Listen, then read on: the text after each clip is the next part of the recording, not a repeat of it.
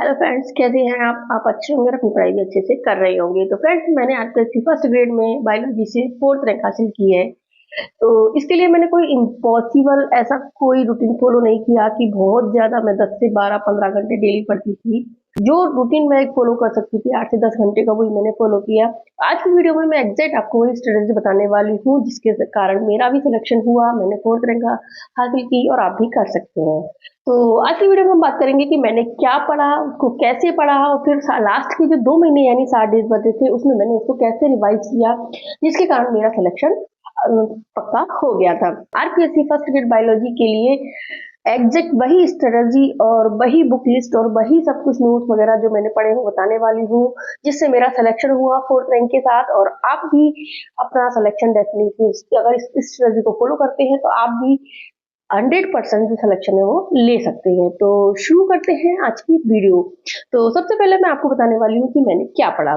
मैंने आपको पहले भी बताया हुआ मेरी वीडियो में कि मैंने एनसीईआरटी, एलन शीट, यूजी के लिए बुक और पीजी के लिए बुक्स हैं उनको फॉलो किया था, लेकिन ये बुक्स को मैंने कंटिन्यू नहीं पढ़ा था, मैंने इनसे नोट्स बनाए थे। तो एनसीईआरटी है, एनसीईआरटी जो है एक तो सीनियर सेकेंडरी लेवल के लिए बहुत इंपॉर्टेंट है, दूसरा हमारा पूरा बेस या स्ट्रॉन्ग करने के लिए, फाउंडेशन मजबूत करने के लिए बहुत जरूरी है। और इसके अलावा बताऊंगी तो जो सबसे ज्यादा बेनिफिट मुझे इसका ये हुआ कि जो 2025 में जो पूरा पेपर आया था उसमें जो असेसमेंट डिटेल्स वाले क्वेश्चन थे वो अधिकतर एनसीईआरटी से ही उन्होंने लिए थे। तो एनसीईआरटी आपके लिए बहुत जरूरी है, यानी इसकी तो एक एक लाइन आपको पढ़ना जरूरी है। ठीक है, इसके लिए मैंने क्या था, एनसीईआरटी को एक बार पढ़ा था, फिर उसके बाद उसके फ्लो चार्ट और डायग्राम के माध्यम से नोट्स बनाए थे। तो मैं आपको बता देती हूँ कि जैसे मैंने एनसीईआरटी को कैसे पढ़ा था। बात करें जैसे बायोटेक्नोलॉजी, बायोटेक्नोलॉजी हमारे पीजी लेवल पे आता है, ठीक है, लेकिन पीजी लेवल के बावजूद आपको एनसीईआरटी की तो इसकी लाइन टू लाइन पढ़नी है, क्योंकि इसमें जो अधिकतर क्वेश्चन पूछे जाते हैं वो एनसीईआरटी से पूछे जाते हैं। तो मैंने ऐसे एनसीईआरटी को पढ़ के पूरा इसको हाईलाइट कर लिया था। फिर इसके बाद मैंने एनसीईआरटी से इसके नोट्स बनाए थे। ठीक है, जैसे बायोटेक्नोलॉजी वाला है उसका पूरे फ्लो चार्ट के माध्यम से इसमें जो भी एनसीईआरटी में दे रखा है वो मैंने इसके माध्यम से इसके नोट्स बना लिए थे। ठीक है, पूरे इसके नोट्स बनाए थे। अब शीट है, उस एलन शीट को मैंने लिया और उस एलन शीट में जो एक्स्ट्रा मैटर मुझे कुछ लगता है वो मैंने पढ़ा और उस एक्स्ट्रा मैटर को उसमें से ऐड कर लिया। फिर उसके बाद एलन शीट से ही मैंने इसके जो एमसीक्यू आए थे वो इसके एमसीक्यू करे थे। एमसीक्यू करने के बाद जो भी एमसीक्यू मुझे ऐसा लगा कि यह एमसीक्यू मैं सॉल्व नहीं कर पा रही हूँ, उस पर हाईलाइट कर लिया, फिर उसे अपने जो नोट्स हैं उसमें लास्ट में मैंने उसको नोट कर लिया था। तो इस तरह से मैंने जो पूरा मैटर है वो कोई भी चाहे किसी भी उसका टॉपिक था उसका हर मैटर मैंने ऐसे ही तैयार किया था। तो ये एक हो गई सीनियर सेकेंडरी लेवल पे और एनसीईआरटी से आपको कैसे तैयारी करनी है। फिर जो सिलेबस में आपके टॉपिक है वो आपने तैयार कर लिया, उसको तैयार करने के बाद जो आपके नोट्स बनाए वो मैंने इस तरह से एलन शीट के अंदर ही सेट कर दिए थे, तो ताकि ज्यादा मेरे पास नोट्स भी इकट्ठे नहीं हुए, बुक्स भी इकट्ठे नहीं हुए और मुझे लास्ट टाइम में पढ़ने में बहुत आसानी रही थी।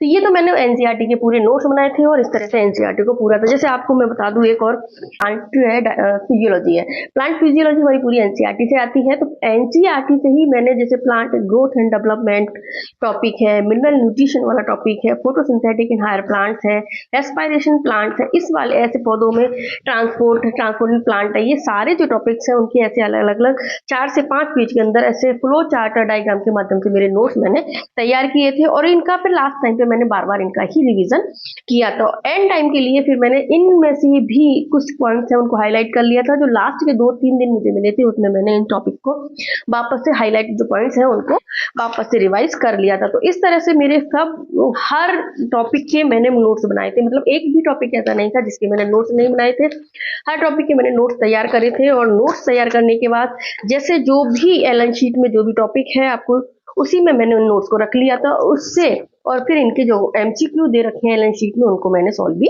किया था। तो इस तरह से मैंने पूरा सीनियर सेकेंडरी लेवल का मैटर तैयार कर लिया। अब हम बात करें जो है यूजी और पीजी लेवल के। तो यूजी और पीजी लेवल के लिए आपको स्टैंडर्ड बुक पढ़नी होती है, ठीक है। तो इसमें मोस्टली हम जो बुक पढ़ते हैं वो सीबीएच की बुक होती है, रस्तोगी पब्लिकेशन की बुक होती है, क्योंकि ये बुक होती है वो हमारे कंसेप्ट को क्लियर करने के लिए होती है और डीपली जो मैटर हमारा तैयार होता है आता है उसके लिए हमें पढ़नी होती है। तो ठीक है, अब इन बुक से भी मैंने क्या किया था, इनमें भी मैंने जो यूजी लेवल का मैटर था उसके भी सारे मैंने नोट्स बनाए। तो जैसे मैं बात करें, जैसे हमारा टॉपिक आता है एक cell biology, cell biology topic हमारा जो यूजी लेवल पे हमारे दिया हुआ हुआ था। तो इसमें सेल बायोलॉजी वाले टॉपिक में पहले तो मैंने एनसीईआरटी से इसके पूरे नोट्स बना लिए थे, यानी एनसीईआरटी में जो जो लाइन दे रखी है जिस तरह से है, तो पूरा मैंने ऐसे एनसीईआरटी से नोट्स बनाए थे इसके।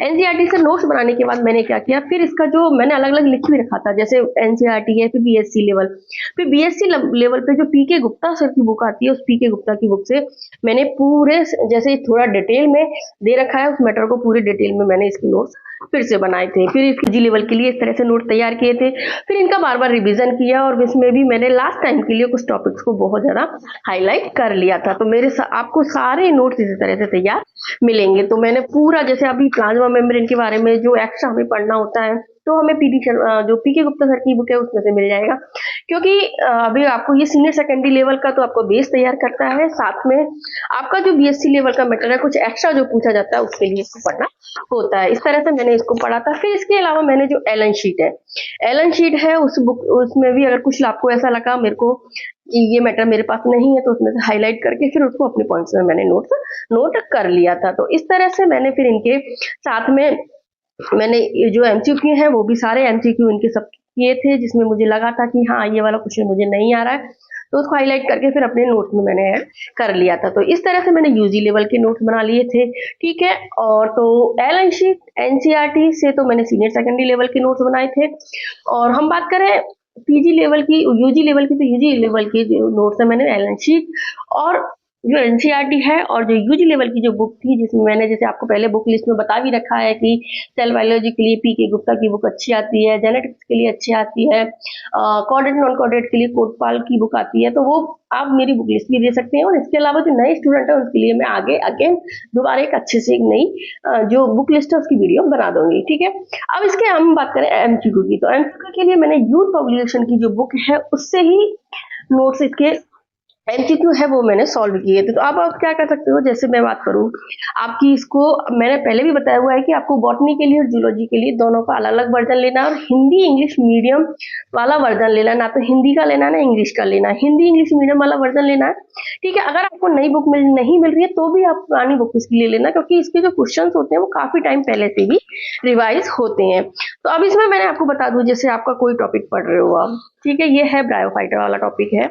ब्रायोफाइटा आपने कहाँ से पढ़ लिया, पहले एनसीईआरटी से पढ़ लिया, फिर थोड़ा सा टॉपिक आपने जो है एंजियोस्पर्म जो आता है सीबीएच की बुक आती है, रस्तोगी पब्लिकेशन की बुक आती है, उससे आपने पढ़ लिया, टेरिडोफाइटा उस तरह से पढ़ लिया, तो इसमें से आपका पूरा मैटर तैयार हो जाएगा। फिर आपके जब यूथ पब्लिकेशन की बुक से क्वेश्चन तैयार करते हो, फिर आपको इसमें लगता है कि कुछ और एक्स्ट्रा मैटर है, तो उसको आपने हाईलाइट कर लिया।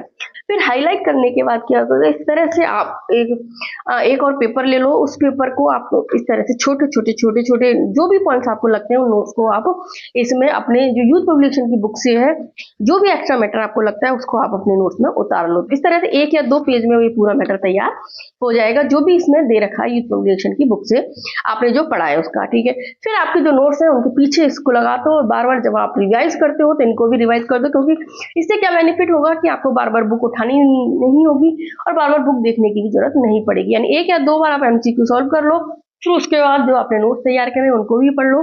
फिर जो आपने यूथ पब्लिकेशन की बुक में आपको कुछ एक्स्ट्रा मैटर लगा, और उससे भी वो जो नोट्स आपने तैयार करे उन्हें आप उतार लो, और उससे भी उनको बार बार पढ़ लो। तो इस बताए कि आपकी जैसे आपको बहुत ज्यादा लाइफ साइकिल्स वगैरह हैं वो अलग से नहीं पढ़नी होती हैं, जैसे प्लांट डाइवर्सिटी में टेरिडोफाइट, जिम्नोस्पर्म, एंजियोस्पर्म तो आपके दे रखा है, लेकिन इसमें जो लाइफ साइकिल्स होती हैं उसमें भी कई बार क्वेश्चन पूछे हैं, तो आप इनको ही पढ़ोगे तो इसमें बहुत सारे क्वेश्चन हैं, क्योंकि इसमें मोस्टली जो भी प्लांट्स के जो मेंबर्स हैं उनके बारे में अधिकतर बता रखा है, तो उसमें आप छोटे छोटे नोट्स बनाकर आप तैयार कर सकते हो और उनको बार बार पढ़ो। तो जो भी मोस्ट टॉपिक है, मोस्ट जो प्लांट्स हैं उनके बारे में मैटर आपके पास इकट्ठा हो जाएगा, और जब क्वेश्चन पूछा जाएगा तो उनमें से ही पूछा जाता है, कोई डीपली पूछा नहीं जाता है। लेवल की बात कर ली कि मैंने किस तरह से नोट्स बनाए थे। मैं एक और बता दूं, जैसे कुछ मैटर ऐसे हैं जो आपको एनसीईआरटी एलन शीट में नहीं मिलेंगे, तो जैसे इथोलॉजी वाला टॉपिक है, इथोलॉजी वाले के लिए एक पर्टिकुलर बुक आती है रीना माथुर की बुक, तो उस बुक से ही आप अपने पूरे नोट्स तैयार कर लो।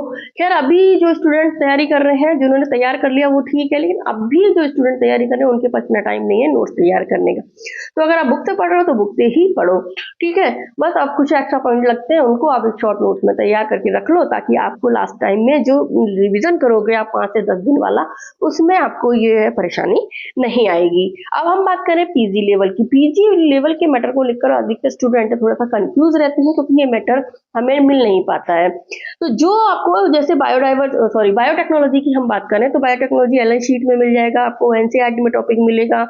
ठीक है। इसके अलावा आपको जैसे मैंने तो नेट जेआरएफ वाली सीट थी, उनसे मैंने नोट्स बनाए थे, तो मेरे को इसको में काफी टाइम लगा था। हालांकि अब आपके पास इतना टाइम नहीं है, लेकिन फिर भी जो भी मैटर आप पढ़ रहे हो, जैसे आप ज्यादा भी नहीं तो एलन शीट और अगर एनसीईआरटी से भी पढ़ लेते हो, तो भी आपका काफी हद तक मैटर इसका तैयार हो जाएगा। अब बात करें हमें बायोडाइवर्सिटी और इकोलॉजी वाले, बायोजियोग्राफी और इकोलॉजी वाले टॉपिक्स की, तो आप एलन शीट, एनसीईआरटी और पीडी शर्मा की एक बुक आती है, इसके अलावा आपको कुछ देखने की जरूरत नहीं है। इन तीनों से मिलकर नोट्स बना लो, क्योंकि मैंने भी इनसे ही नोट्स बनाए थे। ठीक है। इसके अलावा मुझे कुछ टॉपिक है, जैसे नेशनल पार्क, बायोस्फीयर रिजर्व वाले टॉपिक है। ये वाले जो मैंने यूट्यूब से इनके नोट्स बनाए थे, जैसे वाइल्ड लाइफ सेंचुरीज है, बायोस्फीयर रिजर्व है, नेशनल पार्क है। तो ये छोटे छोटे टॉपिक्स हैं जिनके मैंने इससे नोट्स बना लिए थे, और फिर इनको बार बार में मैंने रिवाइज किया था। तो अगर फ्रेंड्स मुझे थोड़ा सा भी 1-2 दिन का टाइम दे दीजिए, मैं हो सकता है ये छोटे छोटे टॉपिक आपको क्लियर करा दूं, तो आपको ज्यादा प्रॉब्लम नहीं आएगी। ठीक है। अब हम बात करें जैसे कि माइक्रोस्कोपी है, टेक्निक्स वाले टॉपिक है। अभी माइक्रोस्कोपी टेक्निक वाले जो टॉपिक है, आपको आराम से कहीं नहीं मिलेंगे, सबके साथ ये प्रॉब्लम क्रिएट करते हैं। जैसे हम बात करें, आपको टेक्निक्स है, माइक्रोस्कोपी है, ये वाले जो टॉपिक हैं आपको मोस्टली कहते हैं बुक्स में नहीं मिलते हैं। तो ये तो मैंने तो जो सारे टॉपिक्स हैं वो गूगल साइट से तैयार करे थे। गूगल साइट पे बार बार सब टॉपिक को डाल डाल के उनसे अपने नोट्स बना लिए थे। जैसे क्रोमेटोग्राफी है, उसके पूरे नोट्स मैंने इस तरह से उसमें डाल डाल के तैयार कर लिए थे। तो इस तरह से मैंने इनको नोट्स बना के मैंने इनको पढ़ा था, है ना। इसके अलावा एक एसके डिग्रीवाल सर थे, उनकी बुक आती है। हालांकि पूरा मैटर मैंने उसमें से नहीं लिया था, लेकिन कुछ अपने नोट्स में भी मैंने उसमें से ऐड कर लिया था। तो ये हम मेरी बात हो गई पीजी लेवल में टेक्निक्स की, बायोजियोग्राफी की, इकोलॉजी की और बायोटेक्नोलॉजी मैंने कैसे तैयार की थी। तो मेरे पास 1-2 कमेंट आए थे कि मैम आप टेक्निक्स जो आपने पढ़ी थी वो करा दो। तो बायोजियोग्राफी वाले टॉपिक और टेक्निक्स वाले टॉपिक है वो मैं आपको जल्दी से जल्दी करा दूंगी। ठीक है। क्योंकि ये वाले टॉपिक थोड़े से हमें अच्छे ज्यादा बुक्स में नहीं मिल पाते हैं, और आप लोगों के पास इतना टाइम भी नहीं है कि आप इसको आराम से कर पाओ। तो ये वाले टॉपिक में गारंटी लेकर करा दूंगी, क्योंकि एक टॉपिक एक दिन में पूरा खत्म करूंगी, तो अब लगभग 10 दिन में ये पूरे सारे टॉपिक आपके क्लियर हो जाएंगे। बात करें पीजी लेवल में यूथ एमसीक्यू की, तो एमसीक्यू के लिए कोई एक्स्ट्रा बुक इसमें नहीं आती है। तो एमसीक्यू के लिए मैंने तो बस केवल यूथ पब्लिकेशन की बुक ही पढ़ी थी, साथ में एलन शीट से मैंने एमसीक्यू सॉल्व किए थे। और सबसे ज्यादा इंपॉर्टेंट मैंने जो क्या किया था कि जो ओल्ड पेपर है उनको बार बार सॉल्व किया था, जो कि जैसे आप इसकी प्रेरणा वाले की अनसॉल्व बुक परचेज कर लेना। इस बुक में से मैंने बार बार ये जो क्वेश्चंस आए हैं उनको रिवाइज किया था। अब तक आपके पास तो 2025 वाले क्वेश्चंस भी आ गए होंगे। ठीक है। तो आप वही पेपर, तो 2025 वाले पेपर भी आप जो सॉल्व करोगे तो आपको बहुत अधिक बेनिफिट मिलेगा। तो इस तरह से आप जब पूरा टॉपिक पढ़ लेते हो, फिर उसके बाद इसको सॉल्व करते हो, तो आपका जो है काफी अच्छा मैटर है वो तैयार हो जाएगा। तो ये इस तरह से जो मैंने पढ़ा था मैंने आपको बता दिया। इसके अलावा बता दूं, मैंने कुछ स्टूडेंट पूछ रहे थे कि आपने कोचिंग की थी, तो मैंने आरपी गोयल सर की 2022 में एक ऑनलाइन कोचिंग ली थी।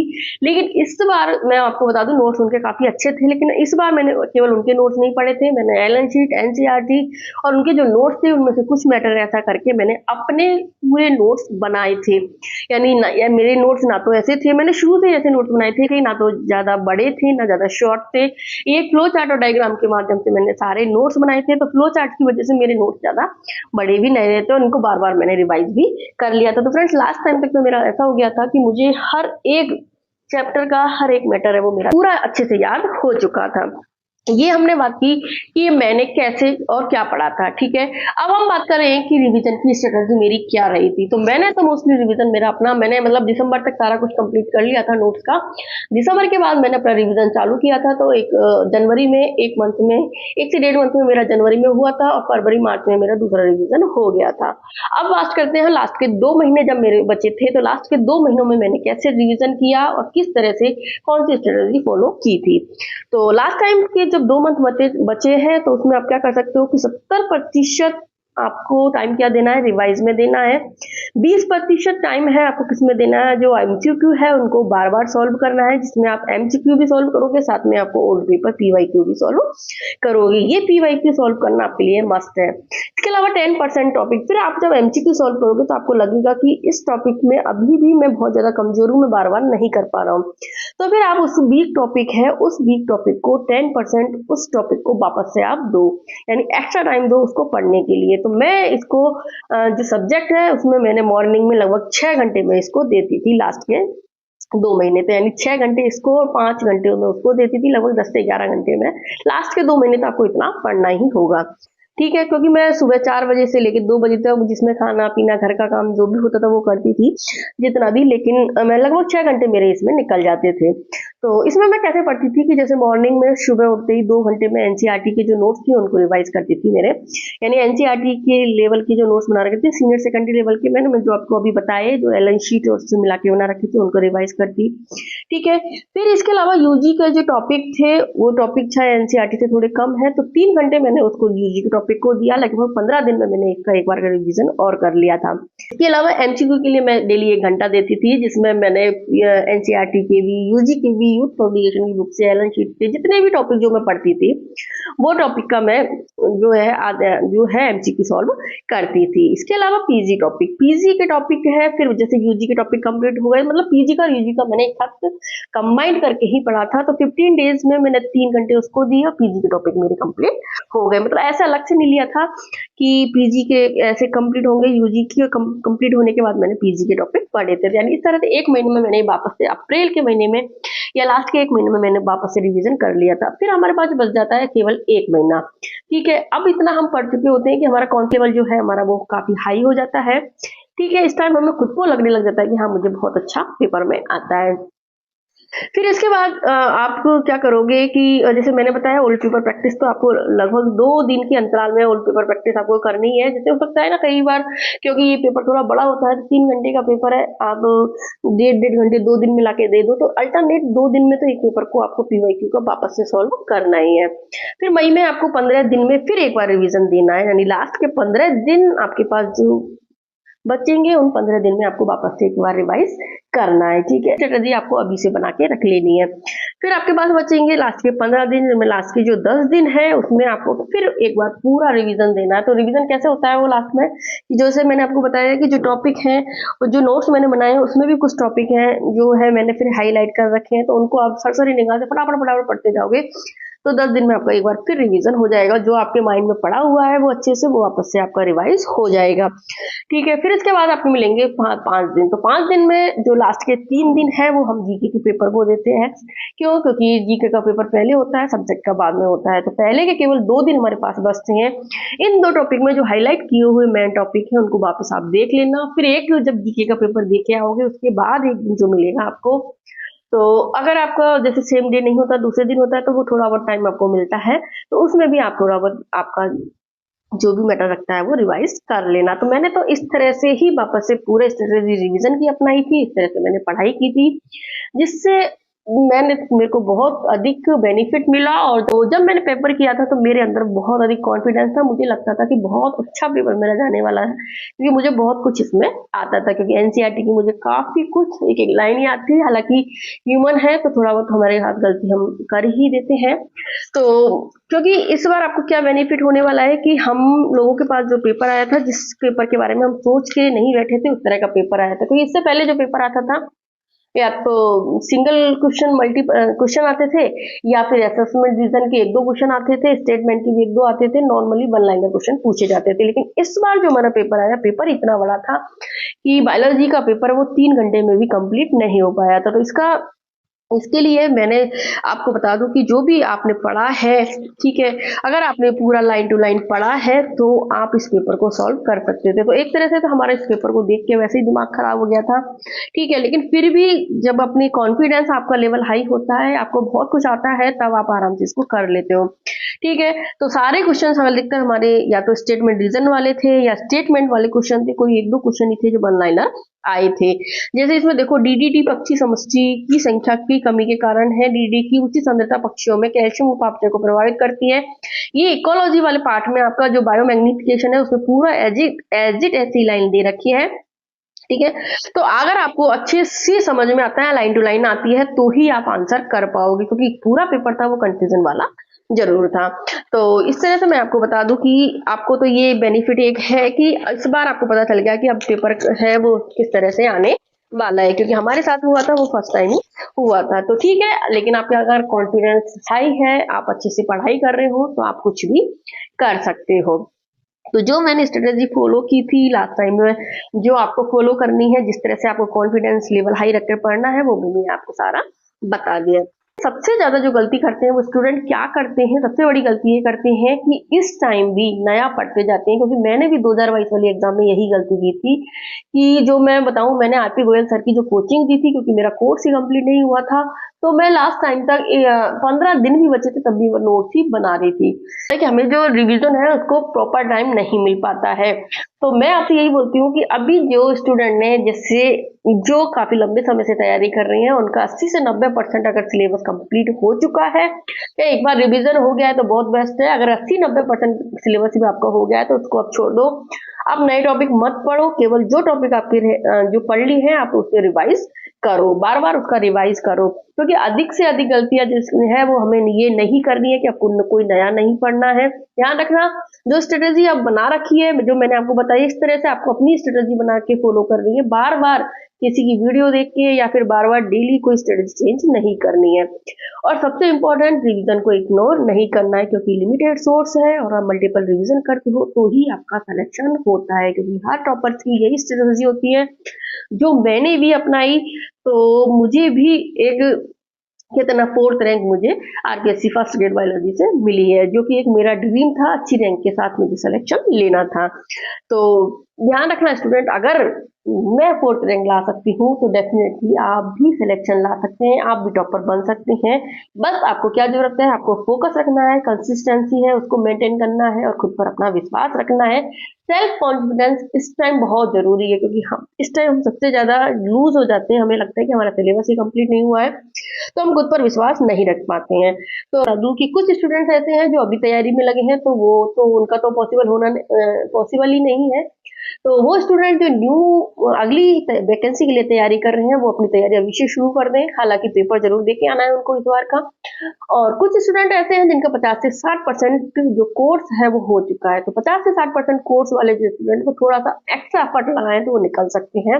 यानी जो कोर्स आपका हो चुका है उसको आप रिवीजन करो, और जो आपको एक्स्ट्रा थोड़ा सा पढ़ना है उसका एक्स्ट्रा टाइम निकाल के आप थोड़ा सा और टाइम एक्स्ट्रा देकर आप उसको सिलेबस को कंप्लीट करो, फिर साथ में उसका रिवीजन भी साथ में ही कर सकते हो। तो इसके लिए एक एक्स्ट्रा अलग वीडियो भी मैं बनाऊंगी, पूरी अलग से स्ट्रेटेजी उन लोगों के लिए बताने वाले हैं। तो फ्रेंड्स, अगर वीडियो अच्छी लगे तो प्लीज वीडियो को लाइक कर दो, चैनल को सब्सक्राइब कर लो, और भी लोगों को शेयर करो ताकि उन्हें भी इसका फायदा मिल सके। और कमेंट में जरूर बताना कि आपकी तैयारी किस लेवल की चल रही है, ताकि अगर कोई प्रॉब्लम हो तो मैं उसको और आपकी सॉल्व कर सकूं। तो मिलते हैं फिर एक नई वीडियो में। Thank you, bye bye.